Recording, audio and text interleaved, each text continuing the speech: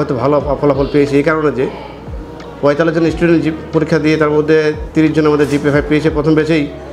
সবচেয়ে বড় ব্যাপার হলো যে এখানে ভর্তি পরীক্ষায় মেডিকেলে এবং ইঞ্জিনিয়ারিং সহ বিশ্ববিদ্যালয় সহ আমাদের মোট নার্সিং কলেজ সহ প্রায় ২১ জন শিক্ষার্থী বিশ্ববিদ্যালয় সব মিলে চান্স পেয়েছে।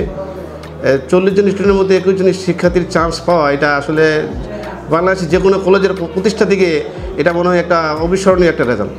আমরা এই ধারা অব্যাহত রাখতে চাচ্ছি যে পরবর্তীতে আমরা আরও পরিশ্রম আরও বাড়িয়েছি এবং পরবর্তী ব্যাচগুলোতে আমরা আরও যেন ভালো ফলাফল অর্জন করে যে সারা বাংলাদেশের মধ্যে এমন একটা অবস্থান করতে চাই যে গ্রামাঞ্চলে থেকেও প্রত্যন্ত অঞ্চলেও ভালো প্রতিষ্ঠা করা যায় এবং ভালো ফলাফল করা যায়।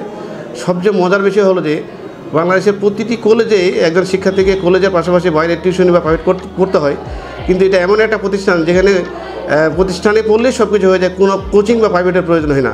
এটা একটা ব্যতিক্রম প্রতিষ্ঠান। আমি এই নূতন শিক্ষাবর্ষে এই আমাদের প্রতিষ্ঠান পরিদর্শন করে এই জেনে শুনে ভর্তি হওয়ার জন্য সচেতন অভিভাবকদের এবং শিক্ষার্থীদের আহ্বান জানালাম। শিক্ষার্থীদের এই সাফল্যের পিছনের কারণ জানালেন বালিডাঙ্গি গোল্ডেন স্কুল অ্যান্ড কলেজের অধ্যক্ষ রাহিনুল হক। তিনি বলেন, ঘরের কাছেই ভালো কিছু করার চেষ্টা করছেন তারা।